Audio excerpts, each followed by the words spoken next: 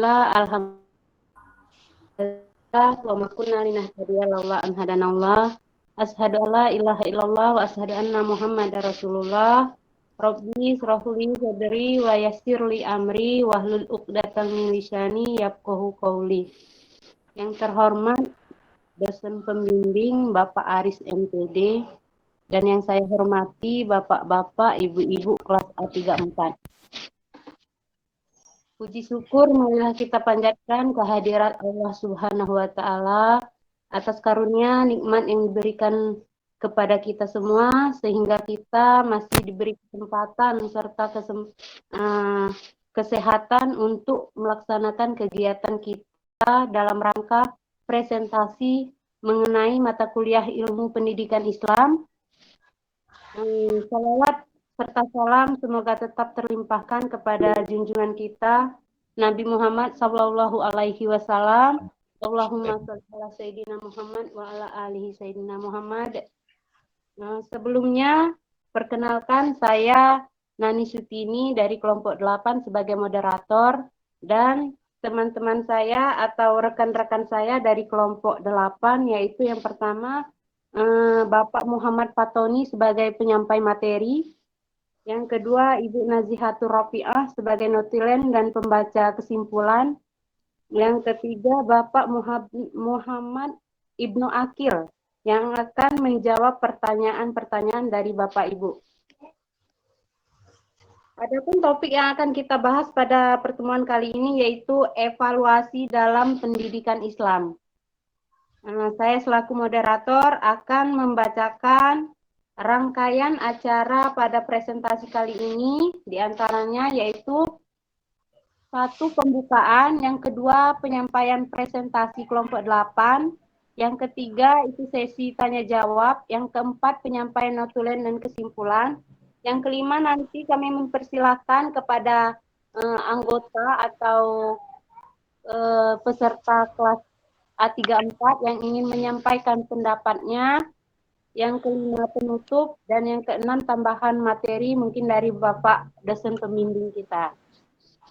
Baiklah, acara pertama adalah pembukaan. Marilah kita bersama-sama buka acara ini dengan mengucapkan lafaz basmalah. Bismillahirrahmanirrahim. Acara kedua yaitu penyampaian materi presentasi oleh kelompok 8 yang akan dipaparkan oleh Bapak Muhammad Fatoni. Kepada Bapak saya persilakan. Terima kasih. Assalamualaikum warahmatullahi wabarakatuh. Waalaikumsalam warahmatullahi wabarakatuh. Bapak Ibu yang mulia, perkenankan kami mempresentasikan materi tentang evaluasi dalam pendidikan Islam. Tentunya kita semua sudah sebagai pelaku, sebagai pendidik, pengajar, tentunya sudah melakukan ini setiap hari, setiap saat, setiap bulan-bulan tertentu. Maka tentunya sesuai tadi yang disampaikan Bapak dosen, arah dari Bapak dosen, bahwa kita harus mengevaluasi kesemuanya, afektif, kemudian kognitif, psikomotorik, dan sebagainya, dengan tata cara atau struktur kurikulum yang disepakati oleh lembaga masing-masing. Selanjutnya, dalam bahasa Arab dijumpai istilah imtihan atau ujian dalam istilah kita keseharian. Khataman yang berarti cara menilai hasil akhir dari proses kegiatan. Nilai dalam bahasa Arab disebut dengan al-qimah atau at-taqdir. Dengan demikian, secara harfiah, evaluasi pendidikan at-taqdir at-tarbawi atau pendidikan yang dapat diartikan sebagai penilaian yang dalam pendidikan mengenai hal-hal yang berkaitan dengan kegiatan pendidik atau mendidik. 5 istilah yang berkaitan dengan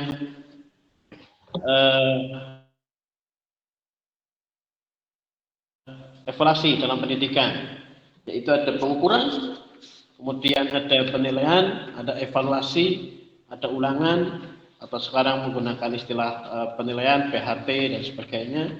Kemudian di akhir pendidikan selama jenjang tertentu, baik pendidikan dasar maupun menengah, nantinya akan ada ujian.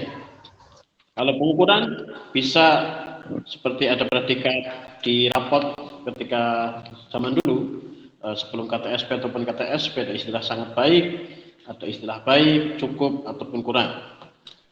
Kemudian dalam penilaian atau assessment ada istilah umum yang mencakup semua metode yang biasa digunakan untuk menilai kerja individu maupun secara kelompok. Ini biasa kita lakukan di kelas. Kemarin sesuai dengan materi kelompok sebelumnya, kita berinovasi, memanfaatkan teknologi, memanfaatkan media sosial, segala platform yang ada di sekitar kita untuk menambah daya tarik kegiatan pembelajaran. Evaluasi atau evaluation adalah penilaian yang sistematis tentang manfaat atau kegunaan suatu objek. Evaluasi memerlukan data hasil pengukuran dan informasi hasil penilaian yang memiliki sifat banyak dimensi. Dengan demikian, dalam evaluasi terdapat pengukuran serta penilaian juga. Berikutnya ulangan proses yang dilakukan untuk pengukuran atau pencapaian kompetensi peserta didik secara berkelanjutan sesuai dengan bab atau subbab yang sudah diberikan, sesuai dengan rencana pembelajaran yang sekarang disederhanakan oleh pemerintah dengan RPP 1 lembar dan sebagainya. Tentunya rencana itu untuk mengatur kita dalam menyampaikan materi sesuai dengan target tujuan pendidikan yang kemarin sudah dibahas di kelompok-kelompok sebelumnya. Kemudian ada ujian kegiatannya dilakukan untuk mengukur pencapaian kompetensi peserta didik sebagai pengakuan prestasi belajar atau penyelesaian suatu satuan pendidikan. Tentunya kita masih ingatlah ketika beberapa tahun lalu banyak perdebatan tentang ujian nasional dan lain-lain, tapi sudah ada berbagai solusi yang datang dari para praktisi pendidikan yang akhirnya sekarang banyak perubahan di kurikulum yang terbaru yang akan kita jalani beberapa tahun ke depan. Terus ada definisi atau evaluasi menurut Edwin Wong. Evaluasi mengandung suatu tindakan atau proses membentuk nilai sesuatu. Atau menurut Muhammad Habibie Toha, evaluasi merupakan kegiatan yang terencana untuk mengetahui keadaan objek dengan menggunakan instrumen-instrumen yang kita buat, kita susun sebagai pengajar, dan hasilnya dibandingkan dengan tolak ukur untuk memperoleh satu kesimpulan dari hasil proses pendidikan atau pembelajaran kita. Kemudian, prinsip umumnya dalam evaluasi pendidikan ada valid. Valid diartikan evaluasi mengukur apa yang seharusnya diukur dengan menggunakan jenis tes yang terpercaya dan sahih, atau artinya ada kesesuaian alat ukur dengan fungsi pengukuran atau sasaran pengukur. Berikutnya, berorientasi pada kompetensi. Evaluasi harus memiliki pencapaian kompetensi. Anak dituntut bisa apa, atau untuk mampu apa, atau terampil apa sesuai dengan kompetensi dasar yang disusun atau kompetensi inti yang kita cantumkan di rencana pembelajaran.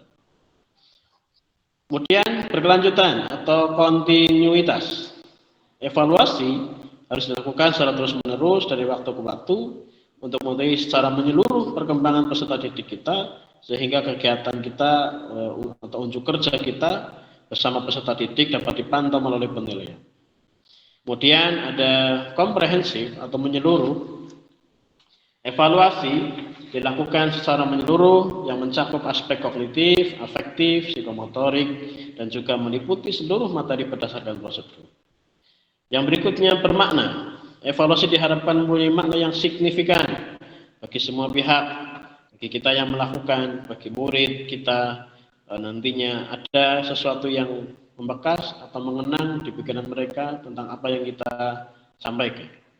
Untuk itu evaluasi hendaknya mudah dipahami, dapat ditindaklanjuti oleh pihak-pihak yang berkepentingan. Berikutnya ada adil dan objektif. Evaluasi mempertimbangkan rasa keadilan bagi peserta didik dan objektif berdasarkan kenyataan yang sebenarnya. Tidak boleh dipengaruhi oleh hal-hal yang bersifat emosional atau irasional atau kepentingan pribadi kita dengan melihat siapa objek kita, objek yang kita nilai dan sebagainya. Tidak boleh ada kebencian yang menjadikan tidak objektif dalam sebuah evaluasi.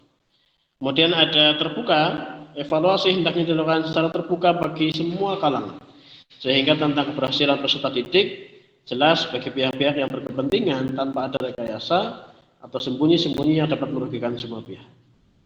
Kemudian ada ikhlas. Evaluasi dilakukan dengan niat yang bersih dalam rangka efisiensi tersapainya tujuan pendidikan dan juga kepentingan peserta didik. Kalau mengambil contoh keikhlasan, mungkin kita bisa mengambil contoh Ustadz atau Pak Kiai atau siapapun yang ada di sekitar kita, lingkungan kita, mereka membantu sahnya ibadah kita, mengajarkan ilmu mendasar bagi kita, dan akan kita gunakan sampai ujung usia kita, entah usia berapa. Tapi evaluasi dilakukan dengan mudah dimengerti dan dilaksanakan dengan beberapa indikator.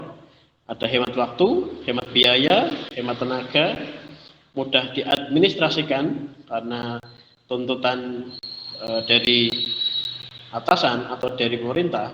Kemudian mudah untuk membuat penilaian, skor penilaian atau mengolahnya, mudah ditafsirkan. Yang berikutnya dicatat dan akurat. Hasil dari setiap evaluasi peserta didik secara sistematis, secara komprehensif, dicatat, disimpan dalam buku yang termaktub dalam setiap semester, dan nantinya akan menjadi bahan penilaian baik bagi internal kepala madrasah atau kepala sekolah dan lembaga penilaian yang lain. Yang berikutnya ada sistematis. Evaluasi dilakukan secara berencana, bertahap, dengan mengikuti langkah-langkah yang baku sesuai dengan standar pendidikan yang sudah ditetapkan di Indonesia. Kemudian menggunakan acuan kriteria. Evaluasi didasarkan pada ukuran pencapaian kompetensi yang sudah ditetapkan oleh madrasah atau pihak-pihak atau yayasan yang sudah menetapkan kriteria bagi lembaga kita. Kemudian ada akuntabel diartikan dapat dipertanggungjawabkan, dan ada struktur organisasi di sekolah, dari guru mapel kepada wali kelas kepada kepala sekolah atau wali kepala madrasah, kemudian kepala madrasah dan yayasan dan seterusnya sampai ke lembaga pemerintah eksekutif yang bawah lembaga kita. Kemudian tujuan evaluasi dalam pendidikan untuk mengetahui kadar pemahaman peserta didik terhadap materi pelajaran, mengajak peserta didik untuk mengingat kembali materi yang telah diberikan dan mengetahui tingkat perubahan perilakunya. Kemudian yang kedua, mengetahui siapa di antara peserta didik yang cerdas, yang belum memahami materi kita, sehingga yang lemah kita bimbing. Kalau ini saya sering melihat di sekolah dasar, sekolah MI, guru-guru kelas dasar, kelas rendah, kelas 1 sampai kelas 3 itu sangat telaten melihat peserta didik yang perlu dibantu, dibimbing secara intensif, secara privat setelah jam sekolah selesai. Kemudian mengumpulkan informasi yang dapat digunakan sebagai dasar untuk mengadakan proses pemeriksaan yang sistematis terhadap hasil pendidikan yang telah dicapai. Selanjutnya untuk mencari dan menemukan faktor-faktor penyebab keberhasilan atau kegagalan peserta dalam mengikuti program pendidikan. Tentunya dalam satu kelas anak-anak kita tidak semuanya bisa memahami, menerima apa yang kita sampaikan, karena dengan kondisi saat itu, saat kita menyerap materi, ada yang siap, ada yang fokus, ada yang belum makan, ada yang sedang ada masalah dan sebagainya. Maka kita perlu menyesuaikan dengan objek yang kita hadapi di kelas. Kemudian fungsi evaluasi dalam pendidikan Islam. Ada istilah yang pertama islah, yakni perbaikan terhadap semua komponen pendidikan termasuk perubahan perilaku, perbaikan perilaku, wawasan dan kebiasaan-kebiasaan peserta didik. Tentunya dituangkan dalam peraturan sekolah, peraturan madrasah, dalam pembimbingan, konseling dan lain-lain, sehingga bisa tercapai semua target dari lembaga. Yang kedua ada tazkiyah, yaitu pencucian atau pembersihan terhadap semua komponen pendidikan. Artinya melihat kembali program-program pendidikan yang dilakukan. Apakah program tersebut penting atau tidak efektif, atau perlu diperbaiki, atau ditambahi, atau perlu dirubah dengan yang lebih baru dengan menyesuaikan kekinian zaman. Yang ketiga ada tajdid, yaitu memodernisasi semua kegiatan pendidikan. Dengan kegiatan ini dapat dimobilisasi atau didinamisasi untuk kepentingan yang lebih maju. Tentunya kita sudah menjalani itu. Kita dipaksa oleh keadaan saat pandemi kemarin 2,5 tahun yang lalu, kita dipaksa untuk memodernisasi pendidikan dengan jarak jauh seperti yang kita lakukan sekarang juga seperti itu, bagian dari modernisasi kegiatan pendidikan yang tetap tersampaikan maksudnya tanpa mengurangi esensi mendidik atau mengajar atau belajar atau yang lain. Yang keempat ada ad-dakhil, yaitu masukan sebagai laporan bagi orang tua peserta didik berupa rapot, ijazah, sertifikat, piagam atau yang lain. Kalau di kekinian saya pernah disuguhi teknologi dari sebuah lembaga teknologi, bahwa rapot yang atau buku yang ada di sekolah secara digital bisa dikoneksikan ke HP orang tua. Jadi setiap hari orang tua bisa tahu anaknya nggak hadir kemana, nilainya berapa, ulangan harian hari ini berapa. Jadi kita butuh yang seperti itu untuk menambah daya tarik lembaga kita supaya tidak ketinggalan jauh dengan lembaga-lembaga yang lain. Saya kira itu penyampaian dari saya. Bila ada kekurangan, itu kemudian dari kekurangan kami. Kalau ada baiknya itu dari Allah Subhanahu Wa Taala. Sementara itu, saya akhiri. Hadanallahu wa iyyakum ajma'in. Assalamualaikum warahmatullahi wabarakatuh. Waalaikumsalam warahmatullahi wabarakatuh. Warahmatullahi wabarakatuh. Baiklah, itulah tadi pemaparan materi dari kelompok kami, kelompok 8. Selanjutnya, di sini sesi tanya jawab. Sesi ini kami buka untuk 3 orang penanya ya Bapak Ibu. Untuk Bapak Ibu yang ingin bertanya, saya harapkan sebutkan nama dan NIM-nya terlebih dahulu ya Pak.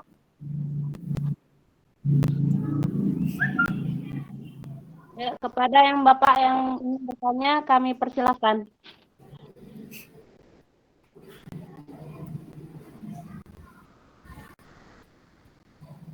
Kepada Pak Yusuf, saya persilahkan.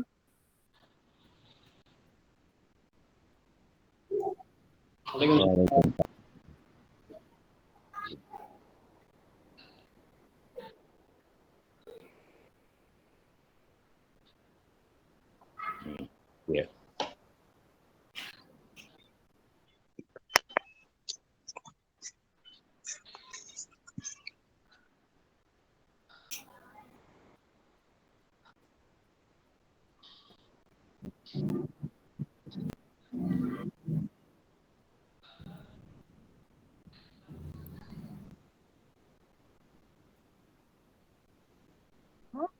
Waalaikumsalam. Pertanyaannya karena mungkin rekan kami belum mencatat semuanya Pak.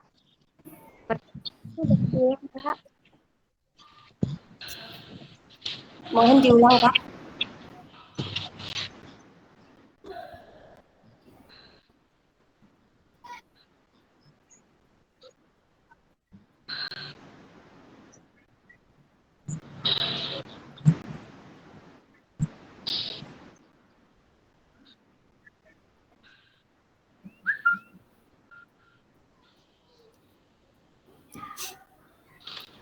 Gimana Ibu Nazika?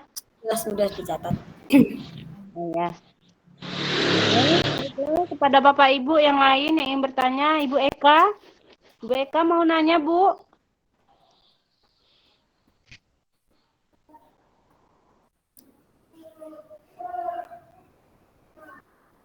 Ya, selain Ibu Eka, mungkin ada yang lain mau bertanya. Kita tampung dulu, kita catat dulu pertanyaannya.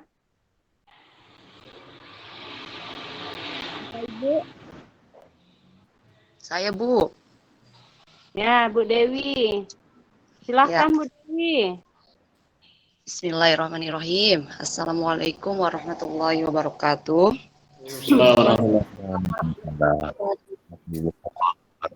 Saya mau bertanya, Bu. Ini kan masalah tentang evaluasi pendidikan Islam. Nah, di sini kita kan suaranya kurang jelas, Bu. Aduh.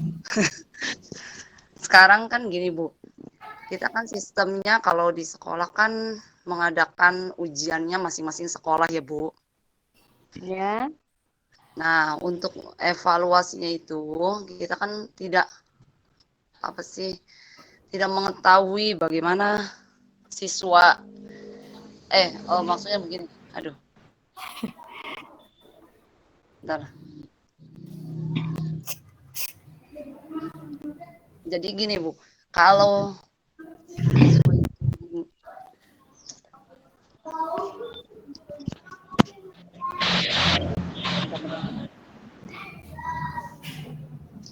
untuk penilaian sekolah gitu Bu. Jadi iya, untuk kita kan sekarang memang lebih gampang untuk penilaian soal dari sekolah, dinilai oleh sekolah dan diawasi oleh sekolah. Nah, untuk masalah ini karena semuanya dari sekolah, bukan karena dari pemerintah, jadi kan seenggaknya pihak sekolah juga meringankan penilaian, memberikan keringanan nilai gitu Bu maksudnya. Jadi ada siswa yang tidak dalam evaluasinya tidak sesuai atau gimana, jadi pihak sekolah memberikan kebijakan nilai. Nah, saya bertanya gimana tuh Pak Bu untuk memberikan kebijakan nilai kepada siswanya, padahal siswa itu tidak mampu dalam mengerjakan semua soal-soal yang telah diberikan dari pihak sekolah tersebut. Terima kasih. Wassalamualaikum warahmatullahi wabarakatuh. Waalaikumsalam. Waalaikumsalam warahmatullahi wabarakatuh. Sudah dicatat tadi Bu? Sudah. Baiklah, satu lagi Bapak Ibu yang ingin bertanya. Saya dulu. Ya Bu, Ibu Siti, ya Bu, silahkan Bu. Seperti yang kita tahu yang ditanyakan Bu Dewi tadi ya, kalau kelulusan siswa, sistem yang dulu kelulusan siswa kan ada di pemerintah, sekarang kan sekolah yang kan istilahnya karena mendapat kemudahan itu para siswa itu seakan tidak sungguh-sungguh dalam belajar. Saya mendengar sendiri ada siswa yang tanya kepada temannya, ya, nah itu kan seperti kalau tidak sungguh-sungguh dalam belajar karena mereka merasa kalau nggak belajar pasti lulus sekolahnya gitu. Nah, menanggapi kasus yang seperti itu bagaimana? Evaluasi kita bagaimana untuk sistem pendidikan kita seharusnya bagaimana untuk menanggapi kasus seperti itu? Terima kasih.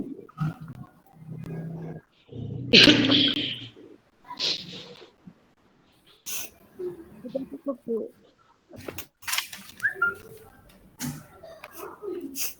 Ya, terima kasih Bu pertanyaannya. Baiklah, kami mohon untuk memberikan sedikit waktu, beberapa menit untuk anggota atau kelompok kami mencari jawaban atau menjawab pertanyaan dari Bapak Ibu. Untuk menjawab pertanyaan Bapak Ibu ya. Kepada Bapak Muhammad Ibnu Akil, hadir Pak?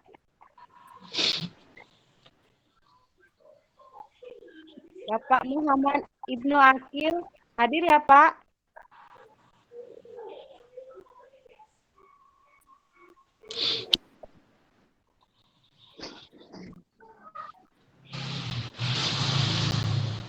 Baiklah, kepada Ibu Nazika mungkin sudah ada jawaban yang disiapkan untuk di antara 3 pertanyaan tadi.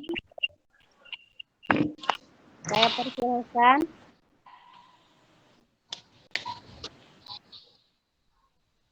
Atau Bapak Muhammad Fatoni? Baik, saya menjawab yang dari Pak Yusuf Effendi untuk evaluasi yang praktis, sistematis, dan akuntabel. Kalau yang praktis, era sekarang di sekolah kami di madrasah kami saat ini dibiasakan oleh pengawas madrasah untuk melakukan penilaian misalnya PTS atau PHT dan PAS harus menggunakan Google Form, dan nanti sekolah kami juga melengkapi dengan sistem token, karena biasanya kan link dibagikan di WA group kelas, maka nanti bagi siswa yang tidak berangkat karena tidak ada token, maka di rumah juga tidak bisa mengerjakan walaupun dia sambil beraktivitas di rumah. Kalau secara praktis yang masih baru saya jalani itu, kalau yang lain saya belum mencoba. Maka kalau saya anggap praktis itu praktis karena sudah ada scoring langsung, kita bisa melihat jawaban anak, walaupun cara mengerjakan pun anak tadi seperti yang dikatakan Bu Siti dalam ujian, mereka tidak sungguh-sungguh, asal memilih, asal mengklik, dan hanya ya spekulasi belaka, saya bilang seperti itu. Kemudian kalau sistematis, kembali ke tadi yang saya sampaikan, yang pernah saya lihat di ormas kami di Banjarnegara di Jawa Tengah, bahwa itu pernah diperkenalkan tapi belum dilaksanakan karena butuh biaya, butuh integrasi data, kemudian kita ke pihak ketiganya juga harus seperti kontrak dan sebagainya. Tadi antara server di sekolah, kemudian kegiatan pembelajaran, guru punya akun masing-masing, kemudian nanti dikoneksikan dengan handphone atau smartphone orang tua di rumah, jadi kehadiran, nilai ulangan, nilai tugas, semuanya langsung terintegrasi, tersambung ke HP orang tua setiap hari. Jadi kalau orang tua si anaknya misalnya nggak hadir 3 hari, 4 hari, sakit berapa hari, kalau sakit sudah ketahuan. Tapi kalau yang alfa, anak tahunya ke sekolah, tidak sampai sekolah, dari HP tersebut bisa diketahui. Mungkin seperti itu baru di negara-negara yang pendidikannya maju kayak Finlandia atau Jepang. Kalau belum banyak memakai aplikasi itu karena tentunya kendala biaya, karena ya teknologi yang sistematis itu dan integrasi itu, sehingga kan tidak seperti kita yang manual, ketemu wali murid hanya ketika rapat saja atau ketika membagikan rapot saja seperti itu. Kemudian akuntabel, sebentar, yang akuntabel tentunya semua sekolah kita masih, ya saya yakin saya pun sekolah madrasah saya pun masih menurut dalam penilaian. Tentunya terbuka dengan masing-masing guru, tapi kalau yang secara komputerisasi kita kan belum, banyak dari kita kan belum. Jadi mungkin hanya sekolah negeri atau sekolah-sekolah yang diatur sama pemerintah langsung, yang jaringan di pemerintah langsung yang bisa melakukan seperti itu. Yang jelas prinsipnya akuntabel, semua catatan per semester harus ada, harus terarsipkan dan mampu dipertanggungjawabkan oleh kita sebagai pengelola kegiatan di kelas maupun di tempat yang lain. Maka Pak Ziha mau nambahkan? Tanya Pak Yusuf. Terima kasih. Di sini saya akan menambahkan tentang prinsip evaluasi pembelajaran yang bersifat praktis. Praktis itu artinya kegiatan tersebut harus menghemat biaya, waktu, dan tenaga. Pada prinsip ini sangat menekankan kemudahan guru untuk menyusun instrumen penilaian yang mudah digunakan, tidak hanya untuk dirinya sendiri, tapi juga memungkinkan digunakan oleh siswa. Sebagai contoh di madrasah kami, penilaian ulangan itu dilakukan lewat HP, Pak. Jadi anak-anak sudah diajari teknologi sejak dini, yaitu pakai aplikasi selain Google Form, juga ada aplikasi CBT yang kita kerjasama satu kecamatan, KKM, kelompok kerja madrasah yang dikoordinir oleh satu kecamatan, dan siswa itu aksesnya pakai HP. Nah, itu termasuk menghemat biaya karena kita tidak perlu mencetak kertas, dan sekarang kertas itu sangat mahal. Itu salah satu contoh prinsip evaluasi pembelajaran yang bersifat praktis yang dilakukan di sekolah kami di MI Kudus. Sekian tambahan dari kami. Ya, saya lanjutkan dulu ya. Yang pertanyaannya Mbak Dewi tentang ujian internal atau penilaian internal yang sekarang dikembalikan kepada sekolah. saya mau flashback yang saya alami tahun 2008. Saya jurusan IPA di MA Negeri di Banjarnegara, MA MAN 2 Banjarnegara. Saya aktivis organisasi di sekolah, kemudian ketua panitia perpisahan. Tapi karena memang kemampuan yang saya miliki sendiri, saya bisa menghitung kemungkinan, memperkirakan kemungkinan. Saat itu saya mengerjakan matematika, saya mengira sendiri bahwa saya tidak mencapai standar nilai. 2008 saya masih mengalami standar nilai. Akhirnya hanya karena saya kurang 3 poin, 3 nomor yang tidak betul, saya 2008 saya tidak lulus UN. Itu yang akhirnya menjadi banyak perdebatan, dianggap bahwa UN tidak manusiawi saat itu. Dengan dulu saat saya masih 2 paket, belum sampai 5 paket soal. Akhirnya saya harus mengulang tahun berikutnya 2009. Saya hanya ikut ulangan ujian nasional matematikanya saja, dan saya hanya mendapatkan nilai yang pas sesuai kebutuhan untuk standar nilai di ijazah.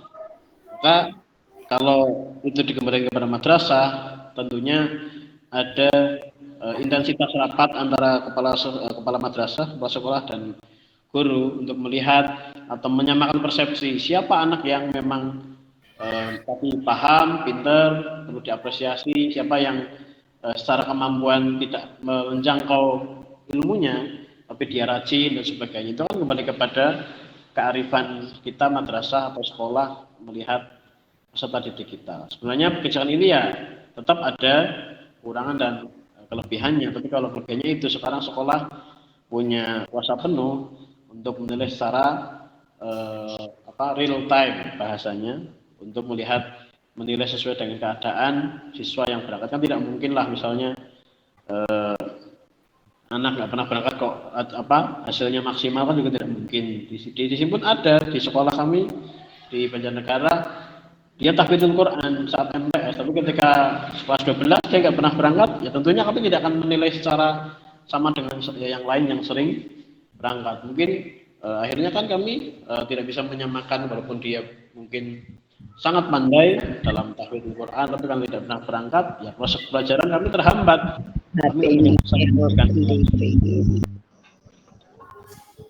Saya lengkapi dulu tanyanya Bu Siti tentang kelulusan siswa. Semua mengalami.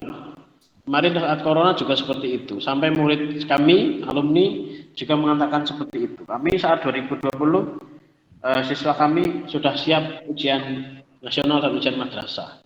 Surat dari Kanwil Kemenak Jawa Tengah baru datang jam 5 pagi, masuk ke email sekolah.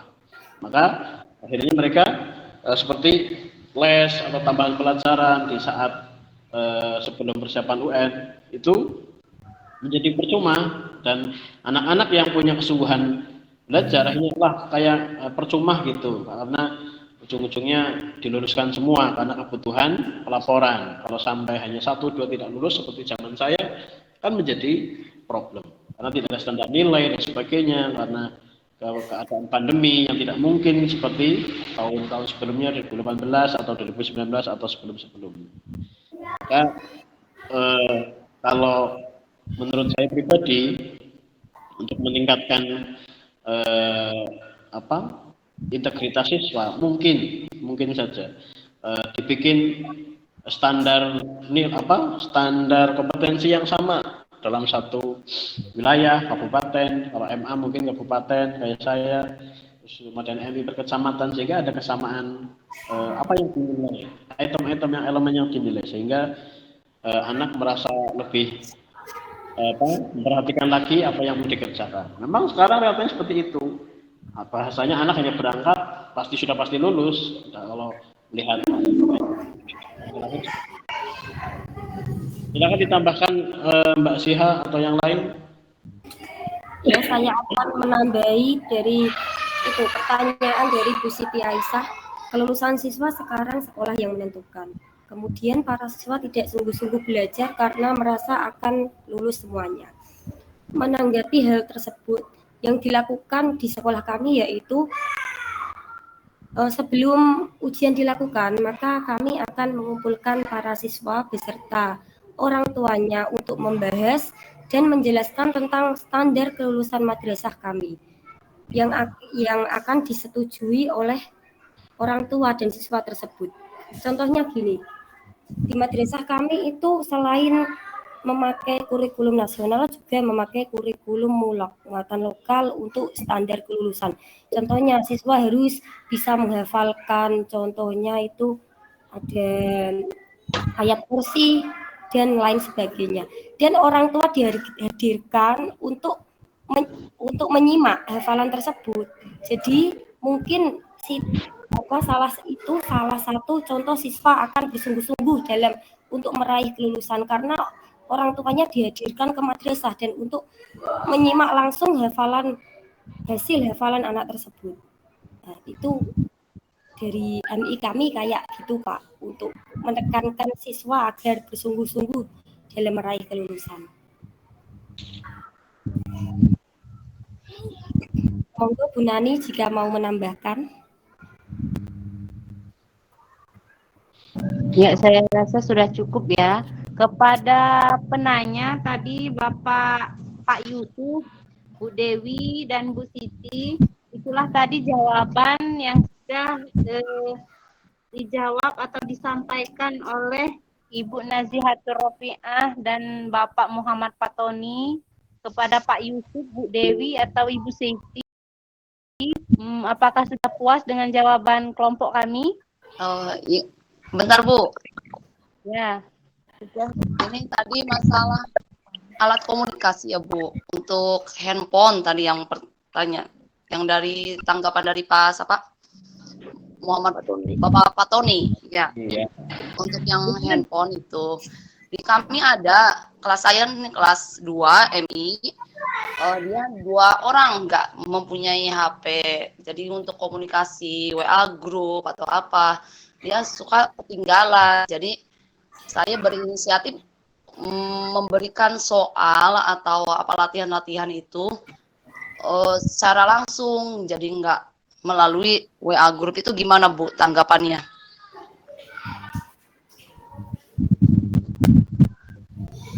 Ya, baiklah, pada Pak Fatoni mungkin bisa ditanggapi tadi yang menggunakan handphone ya. Boro-boro punya HP Bu, buat makan sehari-hari aja susah. Menurut saya, ya Bu Dewi Astuti, menurut saya untuk yang belum mempunyai HP dan masuk WA group, mungkin sesekali ada kunjungan ke rumah siswa, visit home, sembari untuk berkenalan ke keluarga dan juga bisa menyampaikan soal tersebut ke rumahnya langsung gitu. Bagaimana Pak Fatoni? Ada tambahan? Sama ketika pandemi juga seperti itu, anak yang kendala HP, istri saya juga yang guru SD seperti itu, berkunjung ke rumahnya, mengintensifkan, menyampaikan apa yang perlu disampaikan dari WA group yang tidak terbaca dan tidak tersampaikan. Itu ya kembalinya kepada manual karena memang itu butuh biaya dan tidak mungkin kita memaksakan orang tua karena keadaan saat itu pandemi. Ya sudah, makanya solusinya hanya home visit itu tadi. Bagi saya tidak ada salah, yang itu sudah tadi yang saya bilang, rata-rata guru SD dan MI sangat care dengan anak didiknya sehingga sampai kadang memberikan tambahan pelajaran bagi yang belum bisa membaca atau menyampaikan ulang apa yang tadi sudah disampaikan di kelas atau di WA group seperti itu. Iya Pak, karena prinsipnya kita sebagai pendidik itu kan kurang lebih melayani sepenuh hati. Yeah. Bagaimanapun kita cari solusi yang terbaik untuk peserta didik dan juga wali murid agar mereka itu puas.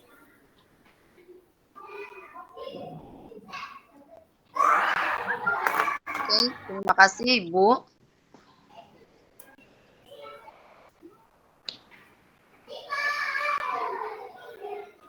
Saya kembalikan ke moderator Bu Nani. Ya, sudah terjawab ya Bu Dewi ya. Ya, terima kasih Bu Nani.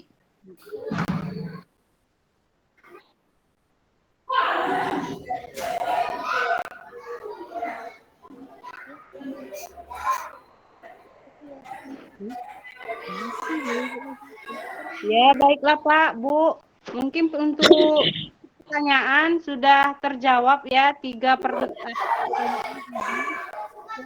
selanjutnya yaitu penyampaian kesimpulan yang akan disampaikan Ibu Nazihatul Rofi'ah. Kepada Ibu saya persilahkan. Ya, terima kasih atas waktunya. Di sini saya akan menyampaikan kesimpulan dari materi evaluasi pendidikan Islam yang tadi sudah disampaikan oleh presentator Bapak Muhammad Fatoni, yaitu pengertian evaluasi dalam pendidikan Islam terbagi menjadi dua, yaitu secara etimologi berasal dari bahasa Inggris yaitu evaluation dan bahasa Arab yaitu at-taqdir at-tarbawi. Secara terminologi ada 5 istilah yang berkaitan yaitu pengukuran, penilaian, evaluasi, ulangan, dan ujian. Selanjutnya, prinsip evaluasi dalam pendidikan Islam terbagi dua, yaitu yang pertama, prinsip umum yang mana valid, berorientasi pada kompetensi, berkelanjutan, menyeluruh, bermakna adil dan objektif, terbuka, ikhlas, praktis, dicatat dan akurat, sistematis dan akuntabel.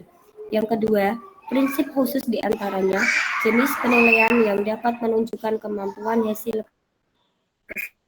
peserta didik dapat pelaksanaan prosedur penilaian terhadap prestasi dan kemampuan yang dicapai, adanya program remedial bagi peserta didik yang belum mencapai ketuntasan, dan penilaian juga sesuai dengan keadaan.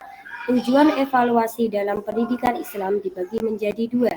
Secara umum berdasarkan Al-Quran dan praktikal Rasulullah Muhammad SAW dengan menguji daya kemampuan manusia mengetahui sejauh mana pendidikan wahyu yang telah diaplikasikan. Yang kedua, tujuan evaluasi yang lainnya ialah mengetahui kadar pemahaman siswa, mengetahui tingkat kecerdasan dan kekurangan dari siswa, dan mengumpulkan informasi yang digunakan untuk pengecekan hasil pencapaian. Demikian kesimpulan yang saya sampaikan. Saya kembalikan ke moderator. Baiklah, terima kasih kepada Ibu Nazihatul Rofi'ah yang sudah menyampaikan kesimpulan dari kelompok 8. Selanjutnya kami mempersilahkan atau memberi waktu kepada Bapak Ibu peserta kita di kelas A34. Mungkin ada tambahan untuk untuk kelompok kami atau untuk kita semua terkait dengan evaluasi dalam pendidikan Islam. Kami persilahkan Bapak Ibu.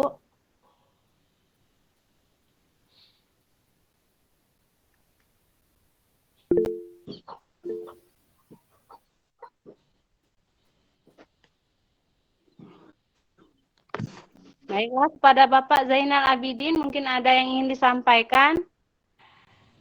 Baik, syukron atas waktunya. Assalamualaikum warahmatullahi wabarakatuh. Waalaikumsalam warahmatullahi wabarakatuh. Alhamdulillah, syukurillah, la haula wala quwata illa billah.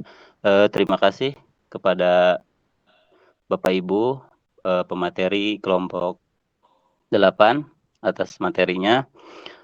Mungkin tadi sebenarnya saya mau coba bertanya, cuman kalah cepat kayaknya. Jadi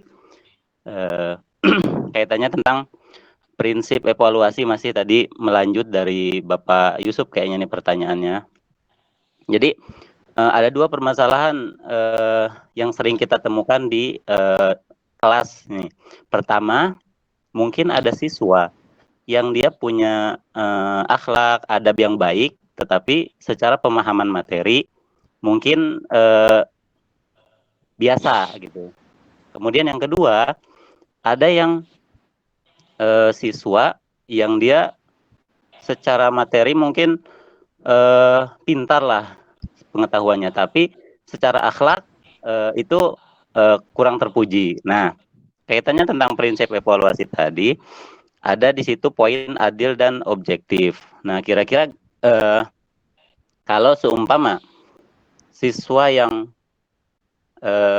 punya akhlak yang baik, karena kita kan pendidikannya Islam nih, kemudian secara knowledge-nya biasa-biasa saja, ketika ujian kita berikan nilai yang bagus nih, kemudian siswa yang kedua yang dia punya knowledge-nya bagus, tetapi secara etika adab kurang terpuji, kemudian kita berikan nilai yang standar lah gitu, nggak di atas bagus gitu kan. Nah, kira-kira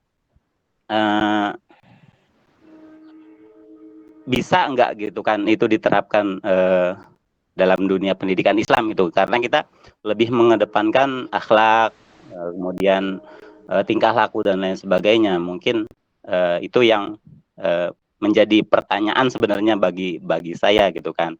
Mungkin itu saja. Syukron atas waktunya. Assalamualaikum warahmatullahi wabarakatuh. Waalaikumsalam warahmatullahi wabarakatuh. Saya jawab dulu ya. Pak Zainal, Pak Zainal, untuk itu saya pun mengalami Pak. Ketika 3 tahun yang lalu saya menjumpai tadi yang saya sampaikan, ada akhlak siswa yang berakhlak mahmudah tapi tidak menjangkau atau memahami materi secara maksimal karena memang kemampuan pemahamannya yang kurang. Maka biasanya kalau anak yang poin pertama ini tetap kalau saya pribadi tetap saya berikan sesuai standar KKM yang sudah ditentukan, misalnya mapel saya SKI atau akidah akhlak. Nah, karena secara attitude, secara sikap dia sudah mempraktekkan ilmu yang dipelajari, walaupun sedikit, pelan-pelan atau bertahap.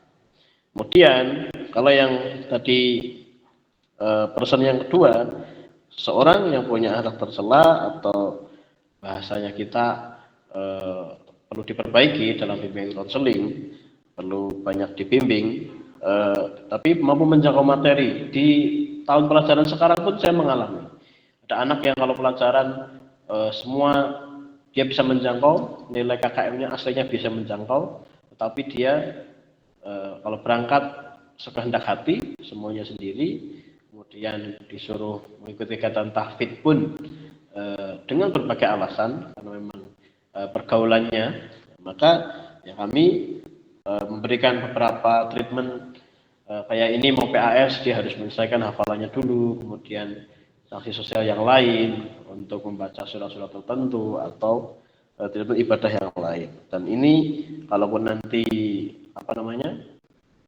mendapatkan suatu nilai, ya saya bilang memang terkesan tidak adil ya, anak orang yang maksudnya tadi secara kemampuan pikiran pinter, pandai, tapi kita tidak berikan nilai sesuai keharusan, tapi karena akhlaknya tidak mendukung, berarti kan dia bahasa di kurikulum kita tidak mencapai poin 4.1 atau 4 berapa yang kaitannya dengan keterampilan anak memahami dan praktekkan dan sebagainya, mensimulasikan dan sebagainya. Maka kalau menurut saya pribadi ya adil secara nurani hati, karena secara realita ya mungkin tidak seperti itu. Menaik secara saya sebagai person to person, saya anggap itu adil karena saya menghargai orang yang sudah datang mengikuti proses pembelajaran, kemudian dia melaksanakan tugas, ulangan dan sebagainya. Menurut saya seperti itu Pak Zainal.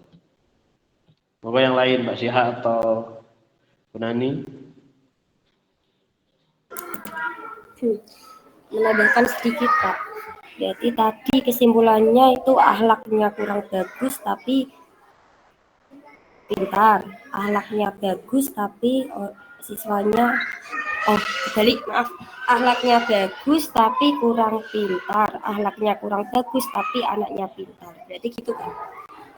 Kalau menurut saya untuk penilaian terhadap siswa tersebut ialah kan nilai itu kan ada 3, yaitu nilai pengetahuan, keterampilan dan juga ada sikap.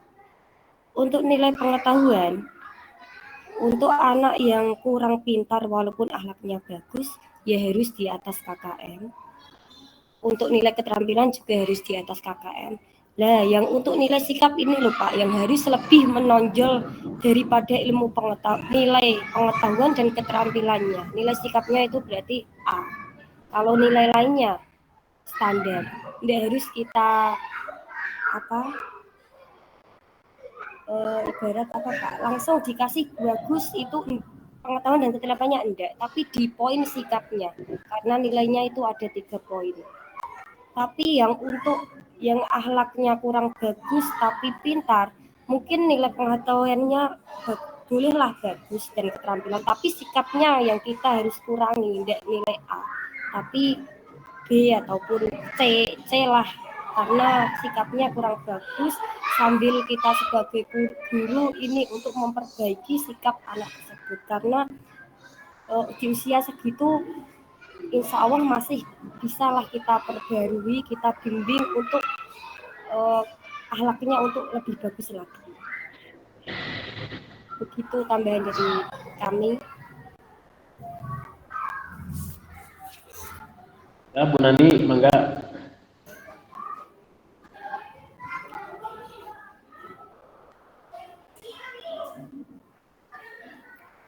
Ya, baik Pak. Pada Bapak Ibnu Akil hadir enggak?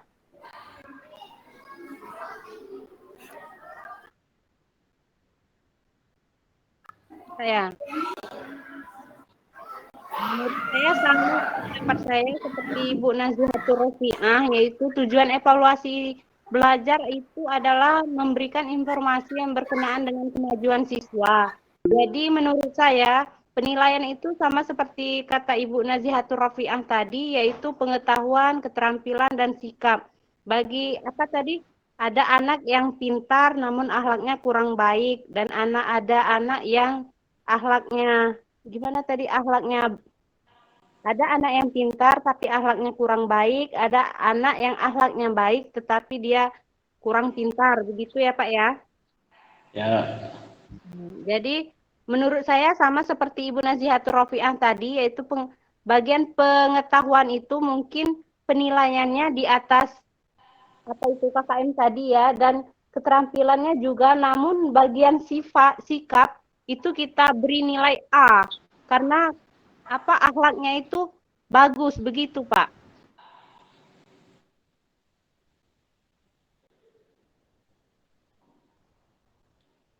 Pak Imam Qori, mau menambahkan Pak Imam Qori? Pak Imam Qori atau Pak Yusuf ingin menambahkan, silahkan Pak. Pak Imam Qori sudah raise hand ini. Oh itu Pak Imam Qori ya? Tambahkan Pak Kiai. Ya, angkat tangan Pak Imam Qori. Silahkan Pak Imam. Penambahan ya Pak, jangan pertanyaan.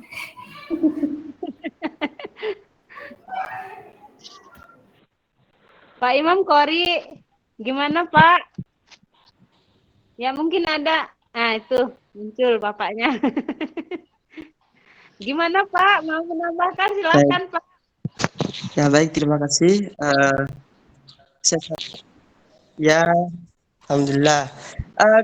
Bisa kedengeran ya Pak? Bu ya, saya kedengeran Pak ya.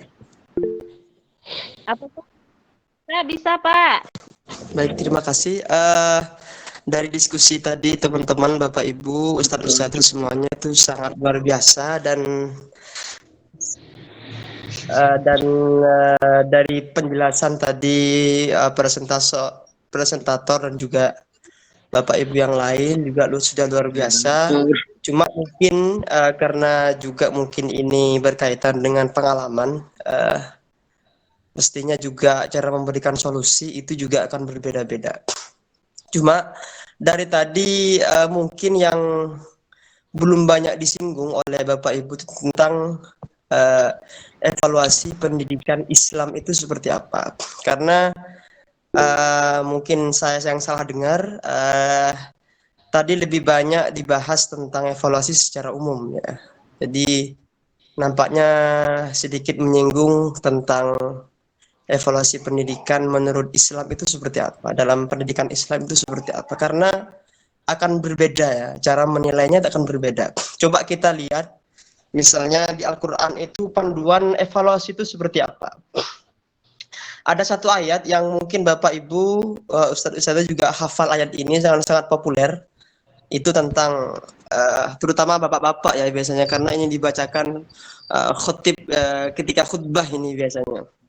Jadi ada potongan ayat yang luar biasa yang itu kemudian dijadikan sebagai sumber inspirasi dalam evaluasi pendidikan Islam. Apa ayatnya? Inna akramakum indallahi atqakum, itu bahwa Allah itu menilai hambanya yang paling mulia itu dari sisi mereka yang lebih bertakwa. Kalau kita merujuk pada ayat ini, sebetulnya tujuan pendidikan Islam itu memang melihat dari sisi kognitifnya dilihat, kemudian kompetensinya juga dilihat. Kalau kita hanya mengandalkan pengetahuan dan kompetensi yang ada di rapot misalnya, itu yang tercatat itu hanya 2. Jadi pengetahuan dan kompetensi. Kalau nilai kompetensinya mungkin, maka nilai di rapot akan tercatat rendah, walaupun nilai akhlaknya itu tinggi. A misalnya, dikasih A dan seterusnya. Sebaliknya, nilai kompetensinya itu tinggi, kemudian nilai pengetahuannya juga tinggi. Nilai akhlaknya sebaliknya rendah. Maka di raport akan tercatat nilai itu rendah. Kenapa? Karena memang di raport itu, kalau di MA ya, mungkin yang lain juga sama, di MI ataupun di tingkat MTS dan seterusnya itu sama. Jadi nilai akhlak atau nilai perilaku itu hanya tercatat saja tapi tidak terhitung gitu di nilai angka ya. Sehingga kalau kita kalau kita ambil nilai akhir masuk perguruan tinggi ataupun orang itu dianggap pinter tidak pinter dari sisi raport, itu nilai angka, bukan yang dari A, B. Karena nilai perilaku itu biasanya seperti itu, bukan berupa angka biasanya.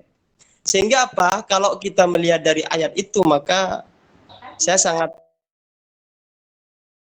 termasuk orang yang setuju apabila nilai pengetahuan dan kompetensi itu bisa terangkat dengan nilai nilai kemanusiaan ya. Yang di situ adalah ketika Allah melihat hambanya itu ternyata yang dilihat bukan hanya formalitas, karena nilai angka itu hanya formalitas. Dan nilai angka, bahkan kita membuat angka berapapun, guru misalnya ya, bahkan orang yang bodoh sekalipun kita kasih angka 100, maka nilai formalitasnya akan 100 begitu. Nah ternyata di Islam itu tidak seperti itu. Ketika Allah melihat hambanya, ternyata bukan hanya formalitas yang dilihat, tapi ketakwaannya. Contoh sederhananya begini, formalitas itu begini. Ada orang yang mungkin sholatnya rajin sekali. Itu secara formalitas itu nilainya akan bagus karena rajin sholat, rajin ibadah dan seterusnya. Tetapi di sisi ketakwaannya ini yang mungkin di sisi evaluasi pendidikan Islamnya mungkin di situ. Itu belum tahu, belum tentu kan begitu. Orang yang mungkin sholatnya rajin secara kuantitas, belum tentu secara kualitas isinya juga sesuai yang diharapkan kan begitu. Itu kemudian yang menjadi acuan dalam salah satu pandangan, mungkin ini pandangan yang dari sisi yang lain ya, dari sisi yang lain bahwa nilai angka itu hanya sebuah formalitas saja. Ketika kita kasih nilai angka yang sangat tinggi, maka anak itu akan dianggap nilainya bagus, walaupun toh pada dasarnya mungkin secara pengetahuan dan kompetensi itu mungkin masih rendah dan seterusnya.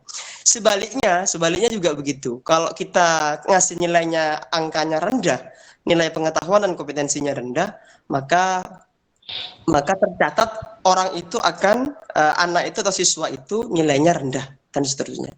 Sehingga ini mungkin hemat saya, nanti bisa dikoreksi oleh Bapak Ibu materi terutama dan juga Bapak dosen, bahwa di pendidikan Islam itu ternyata jauh di luar itu ya. Jadi ada sisi yang lain yang bisa kita nilai. Kalau secara pribadi saya pengalaman di sekolah mengajar itu yang pertama kali saya lihat adalah bagaimana tingkah laku mereka, motivasi belajar.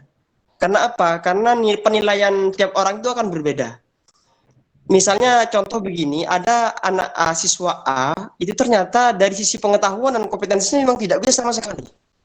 Kalau mungkin kita kasih nilai angka, maka mungkin pas KKM atau bahkan di bawah KKM. Karena memang secara IQ mereka tidak mampu. Tetapi secara tingkah laku itu baik seperti tadi kasus. Maka kalau saya pribadi biasanya saya angkat nilai itu. Akan saya angkat. Kenapa? Karena bagi mereka nilai yang seperti itu ya, bagi mereka yang tidak pemahamannya tidak banyak ya, tidak pinter lah istilahnya begitu. Ketika kita kasih nilai bagus, maka akan sangat bermanfaat bagi mereka ketika sudah keluar dari sekolah, baik di dunia kerja dan dunia perkuliahan, bahkan di dunia masyarakat. Yang dibutuhkan bukan hanya angka ternyata, tapi nilai afektif, sikap dan perilaku tentang hubungannya dengan masyarakat itu yang didahulukan oleh masyarakat.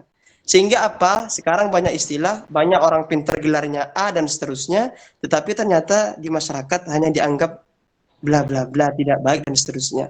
Mungkin di situ adalah salah satu salah satu penilaian yang mungkin salah kita menilai, begitu bisa jadi seperti itu. Begitu juga sebaliknya, ada anak yang mungkin secara kompetensi pengetahuan itu pinter sehingga kita kasih nilai 90 dan seterusnya, tetapi secara sikap tingkah laku bahkan ibadahnya juga pas-pasan gitu ya, dengan hubungannya dengan Allah, hubungannya dengan masyarakat, hubungannya dengan teman, kita kasih nilai, maka nilai itu tidak akan bermanfaat bagi dia ketika lulus ya. Bahkan itu bisa menjadi ocehan seperti ini. Sekarang ada juga yang seperti ini.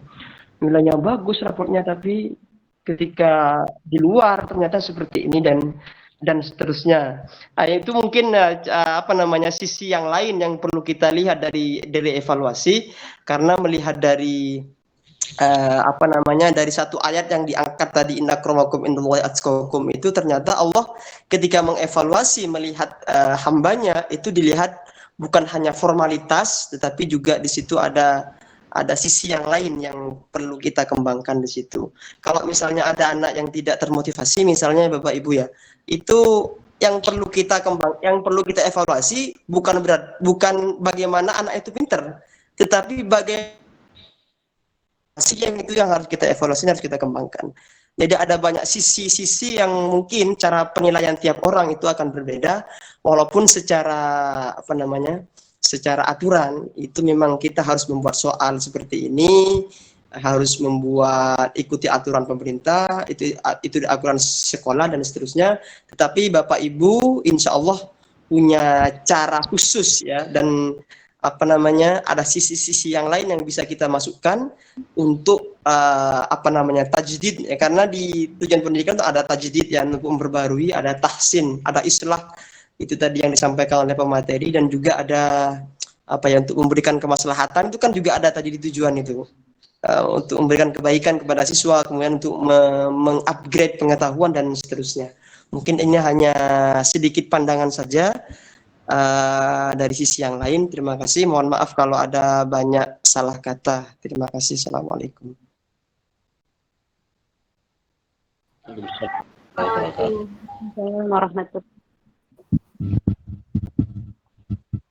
Enggak Pak dosen. Bila bahan dari apa yang disampaikan oleh Bapak Empori ya, sangat luar biasa. Mungkin dari Bapak Ibu yang lain ada yang menyampaikan lagi pendapatnya, boleh? Cukup Pak dosen aja Bu Nani. Pak dosen sudah ready, sudah siap. Ya. Nah, untuk selanjutnya saya kembalikan kepada dosen pembimbing Bapak Dr. Aris MPD. Pada Bapak saya persilahkan. Oke, terima kasih. Saya hanya ikut nimbrung sedikit saja Bu. Saya kira sudah banyak ini para tokoh, teman-teman kita memberikan penajaman terhadap evaluasi pendidikan Islam. Kemarin kita sudah menemukan ada ciri-ciri kurikulum pendidikan Islam. Tentunya punya beda dengan secara umum, punya keunikan dan perlu penajaman. Nah, sekarang pun saya menemukan ini dari bapak-bapak dan ibu-ibu, ada ciri-ciri daripada evaluasi pendidikan Islam dibandingkan dengan evaluasi pendidikan secara umumnya. Tentu dari awal saya tadi menyimak beberapa masukan dari Pak Ustadz, Pak Tony, dari teman-teman Pak Yusuf, dan juga yang lain. Nah, ini saya tertarik, memang evaluasi pendidikan itu perlu. Tapi kira-kira ada salah satu poin bahwa evaluasi itu menjadi sebuah makna. Tentu yang perlu kita tajamkan kembali. Bermakna artinya bahwa evaluasi itu tidak hanya sekedar rutinitas yang dilakukan atau akhir pembelajaran, tapi memiliki yang baik ya, sebagai feedback bahwa ini peningkatan untuk melihat proses pembelajaran itu ya dari semester ini mungkin perlu ada perbaikan-perbaikan, perlu ada peningkatan-peningkatan, perlu ada penyempurnaan-penyempurnaan. Nah ini saya kira saya setuju tadi bahwa evaluasi adalah merupakan hal yang perlu bermakna bagi siswa itu. Tentunya ada peningkatan bagi siswa, perbaikan pembelajarannya, perbaikan akhlaknya, penyempurnaan segala aspek yang dimiliki oleh siswa yang kita harapkan tentunya menjadi sebuah pemikiran-pemikiran guru. Nah, tentunya guru akan mengorek kembali tentang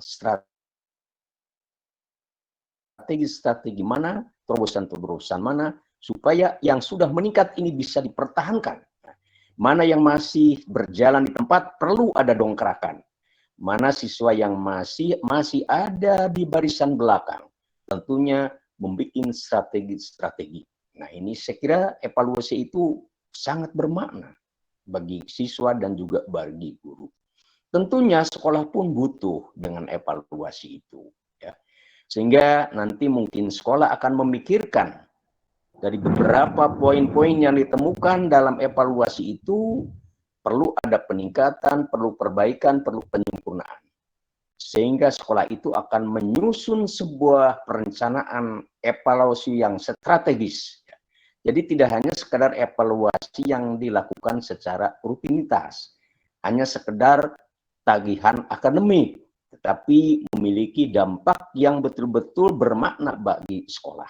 Menyusun sebuah perencanaan evaluasi yang strategi, sehingga bisa tadi kata kelompok 8, Ibu Nani dan teman-teman ya itu kira-kira bisa menjadi sebuah pemikiran yang dinamis. Sekolah itu punya aspirasi, punya inspirasi dan punya perspektif ke depan. Atas dasar tadi pengalaman-pengalaman dari pembelajaran melalui evaluasi. Nah, tentunya lembaga pendidikan pun begitu, mengacu kepada temuan-temuan tadi dari evaluasi pembelajaran, maka lembaga pendidikan ke depan, nah bisa saja mungkin bisa melihat bagaimana konten kurikulum, bagaimana strategi yang perlu ditegaskan, perlu ditajamkan kembali, sehingga lembaga pendidikan bisa menyusun sebuah penyempurnaan. Nah tentunya mungkin ini perlu penajaman konten. Saya kira mungkin perlu juga hal-hal lain yang berkaitan dengan prasarana dan prasarana untuk menunjang pada evaluasi pendidikan itu bisa berjalan dengan baik. Nah ini menjadi sebuah aspirasi lembaga pendidikan ke depan. Nah ini saya kira saya setuju ini. Kira-kira evaluasi ini punya makna. Makna bagi siswa, makna bagi guru, makna bagi sekolah, dan makna bagi lembaga pendidikan. Dan juga tidak kalah pentingnya sebagai controlling makna bagi orang tua siswa. Orang tua siswa punya kewajiban untuk kontrol. Nah tentunya kita ya harus bagaimana sepandai-pandainya untuk bisa menjalin kerjasama dengan orang tua siswa. Dalam langkah apa? Dalam tadi mengontrol evaluasi itu. Nah, baik Bapak dan Ibu, kelihatannya sudah cukup bagus sekali. Dalam tujuan evaluasi sudah begitu dipaparkan dengan tajam, kemudian fungsinya begitu sudah ditajamkan. Nah, kira-kira tujuan evaluasi ini dan fungsi evaluasi ini menghasilkan diagnostik terhadap proses pembelajaran. Nah, tadi Bapak dan Ibu, Pak Tony juga mengungkap, ya, kira-kira dengan fungsi evaluasi ini bisa melihat berapa persen anak yang memiliki kecerdasan, ya, kecerdasan emosinya, kecerdasan kognitifnya, kecerdasan spiritualnya. Nah, ini tentu adalah merupakan satu target yang memang kita harapkan. Yang berapa persen anak yang memiliki kecerdasan ini yang perlu kita pertahankan. Nah, ini tentu yang sedang-sedang saja menjadi bahan diagnostik juga bagaimana untuk melakukan terobosan-terobosan. Nah, tentu menjadi terapi bagi siswa kita yang masih berada pada barisan terbelakang. Nah, tentunya juga melalui klinis ini kita melakukan terobosan-terobosan. Nah, ini tentunya menjadi bahan kajian kita bersama. Itulah fungsi dan tujuan evaluasi bagi kita. Baik, Bapak dan Ibu, tadi ada islah fungsinya, ada tazkiyah, dan ada tajdid. Nah, kemudian ada feedback orang tua terhadap fungsi dari proses pembelajaran itu seperti apa. Nah, kira-kira tadi antara perpaduan tujuan dan fungsi, Bapak dan Ibu, termasuk juga sekolah, kira-kira menghasilkan suatu tajdid tadi. Wah, saya setuju sekali. Tajdid. Kira-kira yang bagaimana yang terkinian. Evaluasi yang tepat guna. Evaluasi yang sasarannya tepat guna. Efektif dan efisien. Kira-kira evaluasi itu mencakup 3 ranah. Ya. Tidak hanya kita bisa hanya membidik kognitif, tetapi afeksi dan psikomotor pun menjadi bidikan utama. Ya, kognitifnya bisa terbawa, afeksi dan psikomotornya tentu menjadi sebuah tujuan. Nah, saya kira saya hanya ikut menimbrung sedikit saja.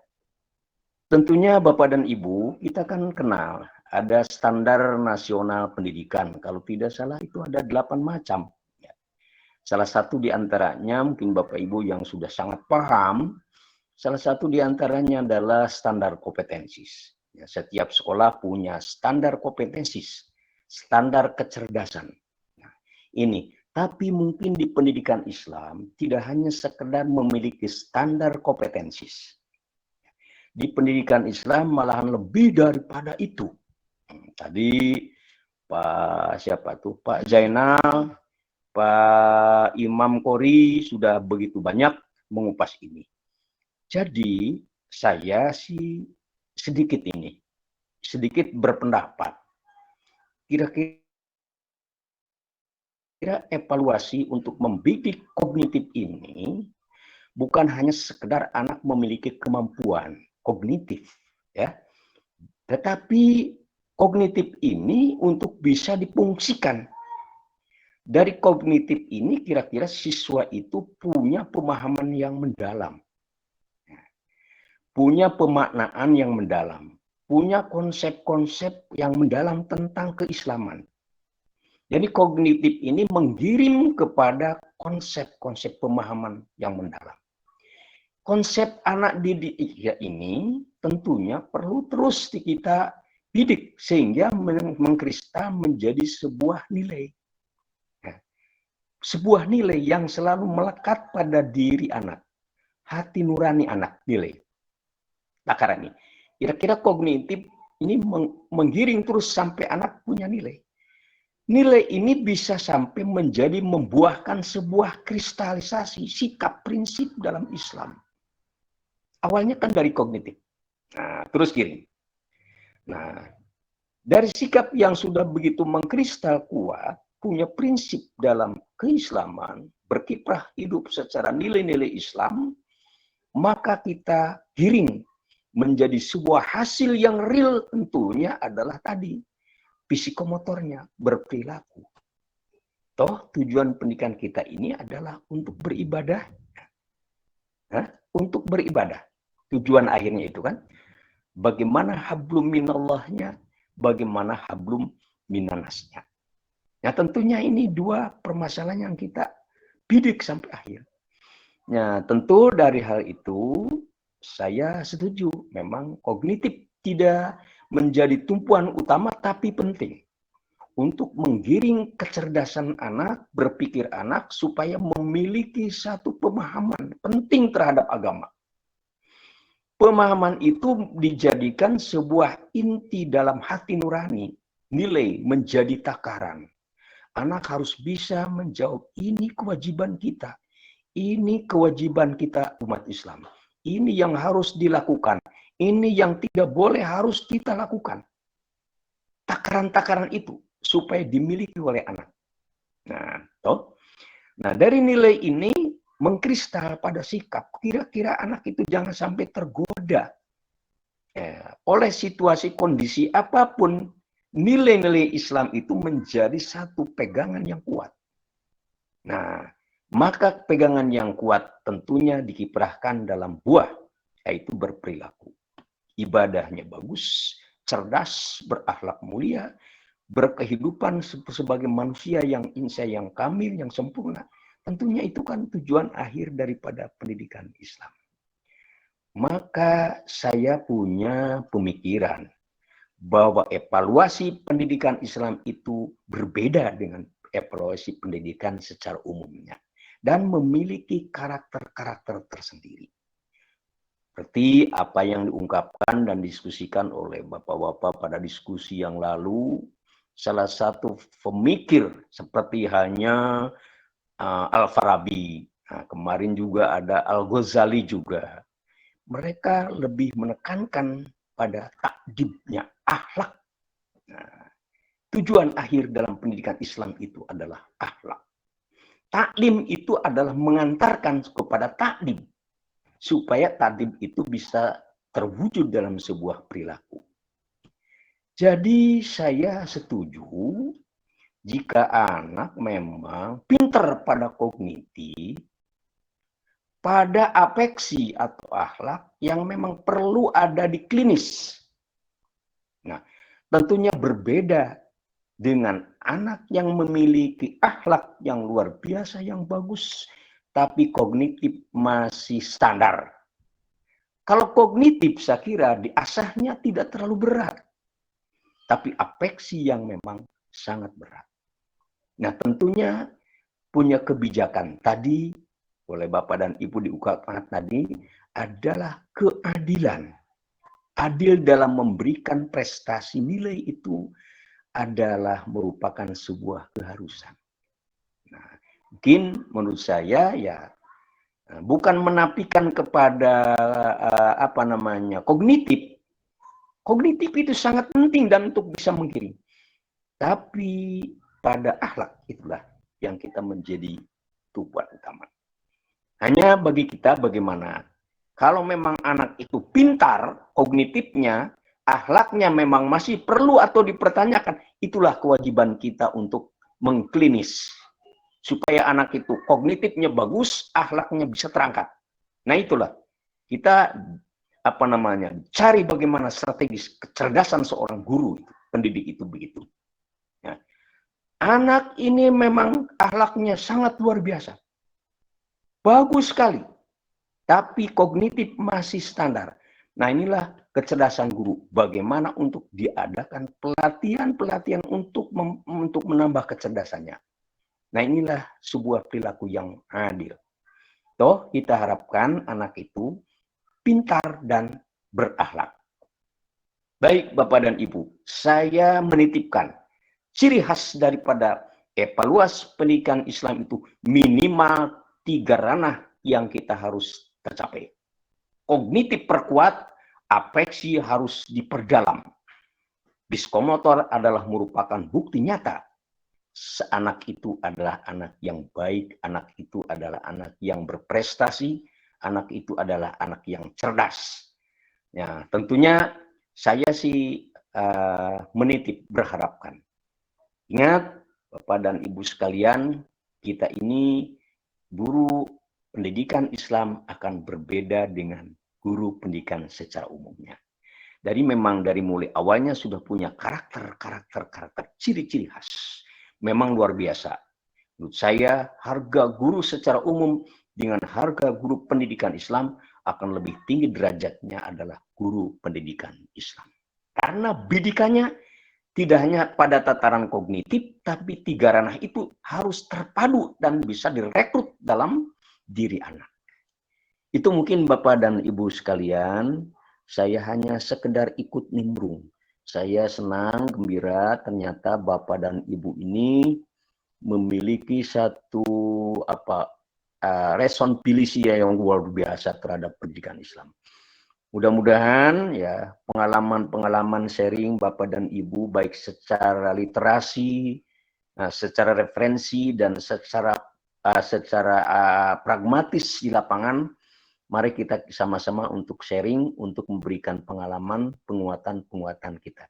Supaya sama-sama kita jajaran guru-guru pendidikan Islam itu sama melangkah, sama untuk bisa mendapat tujuan bersama-sama. Itu Bapak dan Ibu sekalian, barangkali saya hanya ingin ikut nimbrung sedikit saja. Karena saya tidak usah panjang, terus dalam makalah sudah begitu panjang dipaparkan dan dipresentasikan. Hanya tadi oleh-olehnya saya nitip Pak, guru pendidikan Islam itu minimal 3 ranah kita capai dalam pendidikan. Lakukan dengan evaluasi yang terbuka, yang transparan, yang valid, yang sistematis, yang efektif dan efisien untuk bisa mencapai tujuan pendidikan itu. Tentunya adalah ada di Bapak dan Ibu untuk menggores, mengungkap strateginya bagaimana, medianya bagaimana, alatnya bagaimana, strateginya bagaimana, kemudian sekarang ini bagaimana untuk menggunakan media-media yang canggih untuk bisa pada sasaran tujuan pendidikan Islam itu bisa tercapai dan dirasakan oleh kita sekalian. Oke, Bapak dan Ibu, Ibu Nani, kelompok 8, saya kira saya tidak panjang lebar, sudah panjang lebar Bapak dan Ibu. Oke, saya cukup sekian untuk ikut nimbrungnya, dan selanjutnya saya sampaikan kepada Ibu Nani, CS, kawan-kawan kelompok 8. Alhamdulillah, terima kasih kepada Bapak dosen pembimbing. Apresiasi ya Ibu Nani. Ya, Oke. Pak. Oke, saya kembalikan lagi kepada Ibu dan kembalikan nanti dipandu lagi, diakhiri oleh Pak Cecep. Halo Pak Cecep, masih bergabung Pak Cecep? Masih Pak. Masih, monggo. Pak Cecep monggo, nanti dengan Ibu Nani. Saya habisin kolaknya dulu Cep. Oke, Ya, dari saya mohon maaf, saya Pak Ibu. Dan Assalamualaikum warahmatullahi wabarakatuh. Waalaikumsalam warahmatullahi wabarakatuh. Alhamdulillah. Tadi telah Waalaikumsalam warahmatullahi wabarakatuh. Ya, Alhamdulillah. disampaikan oleh Bapak dosen pembimbing kita tambahan materi tadi yang sangat luar biasa ya. Kepada Bapak Ibu kelas A34, tidak terasa presentasi kita pada hari ini sudah selesai. Saya selaku moderator mengucapkan terima kasih atas kerjasama yang baik dari kelompok 8 dan partisipasi atau tambahan dari teman-teman kelas.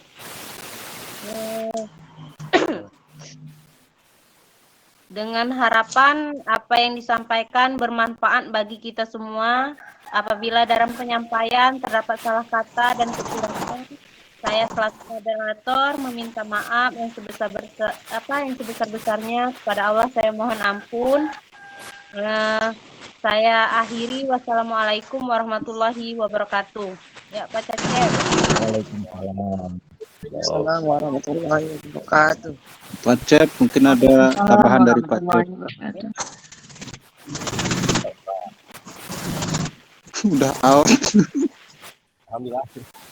Alhamdulillah, terima kasih. Kelompok Pada ngantuk ya, Pak. Ampuni kami Cep. memberikan. Jangan Pak ganggu, Cecep. jangan ganggu. Nah, Pak Cecep bangun bobo. tugas bahasa Inggris itu semuanya itu ya. Pak dosennya masih ada ya? Ada Pak. Udah keluar beliau. Ya, gimana? Pak Cecep, ayo Pak Cecep. Ada tambahan Pak Cecep? Oh iya. Hanya ingin menambahkan. Ini saya bertanya-tanya, durasi Google Meet-nya panjang ini ya? Iya, Pak. Panjang, Pak. Kayaknya pakai wifi ya, Pak. Masalah wifi, Bu. Kayaknya pakai Prabayar nih. Panjang apa? Disuruh Ya, buat mungkin bisa apa? bentuk lawak. Ya, lihat kendala ya, masalah Nggak usah urunan ya, Pak. ya, masalah urunan. tapi kita masih belum bisa melaksanakannya ya, berhubung Ya. lah terutama atau Pak Musanna di setiap grup mata kuliah itu sangat miris ya bacanya.